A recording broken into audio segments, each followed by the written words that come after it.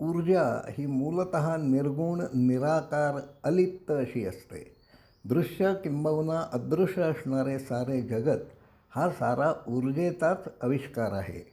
ऊर्जेच्या त्या स्रोताचा वापर कसा करायचा हे तुमच्यावर अवलंबून असते. ऊर्जेवर नियंत्रण मिळवणे हा शास्त्राचा भाग आहे, तंत्र आहे. त्याचा वापर तुम्ही कशासाठी करता हे तुम्ही स्वतः ठरवायचे असते. स्वतःच्या फायद्यासाठी, दुसऱ्याला त्रास देण्यासाठी तो करणार असाल तर ते पाप. स्वतःच्या वा इतरांच्या कल्याणासाठी करणार असाल तर ते पुण्य. धारप यांच्या कथात नेहमी सत्प्रवृत्तीचा विजय होत असतो. अडल्या नडलेल्या, संकटात सापडलेल्या माणसांची त्यातून सुटका करण्याचे काम धारपांचे नायक करीत असतात. डॉक्टर्स किंवा वैज्ञानिक जगताच्या आवाक्यात नसणाऱ्या समस्या धारपांचे कथानायक सोडवतात. समर्थ, पंत, कृष्णचंद्र, भगत, जयदेव हे सारे समर्थांचे नायक सत्प्रवृत्तीच्या बाजूने लढत असतात. सत असत या कल्पनांवर नव्याने विचार व्हायला हवा आहे. कारण या दोन टोकांना असणाऱ्या प्रवृत्तींची निर्मिती त्या एकाच नियंत्याने केली आहे. चांगले आणि वाईट या संकल्पना चुंबकाच्या दोन ध्रुवांसारख्या आहेत. डोळ्यांना न दिसणाऱ्या अणूलाही दोन ध्रुव असतात. सत असत या प्रवृत्ती दोन विरुद्ध दिशांना नांदत असतात. पाप पुण्य या कल्पना मानवनिर्मित आहेत. वैश्विक पातळीवर त्यांना किती अर्थ आहे यावर नव्याने मंथन व्हायला हवे आहे. स्वर्ग, नरक, पाप पुण्य, कर्मफल, अंत्यविधी अशा अनेक कल्पनांवर नव्याने चिंतन व्हायला हवे आहे. बहिर्जगत हे अथांग विस्तारात पसरले आहे. अंतर्जगतही तेवढेच विशाल आहे.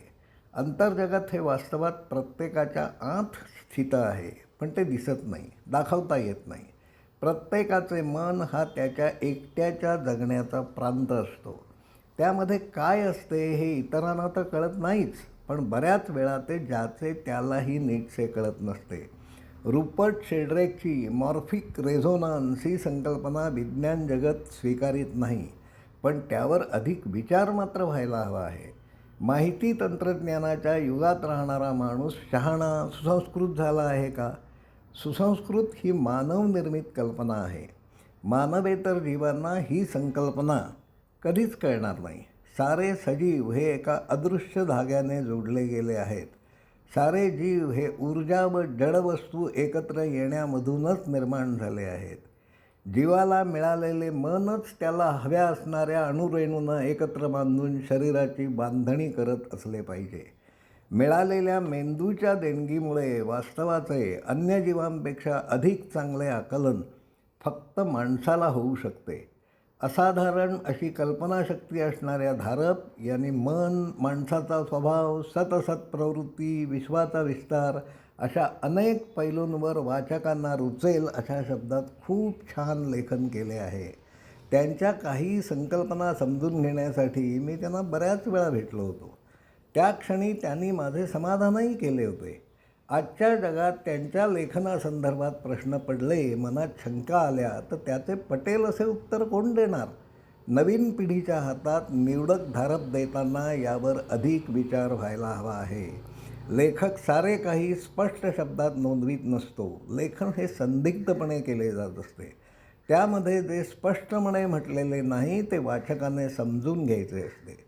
लेखन वाचत असताना मनात जे विचार येतात, मंथन चालते, त्यामधून वाचकाला अपरिमित असा आनंद होत असतो.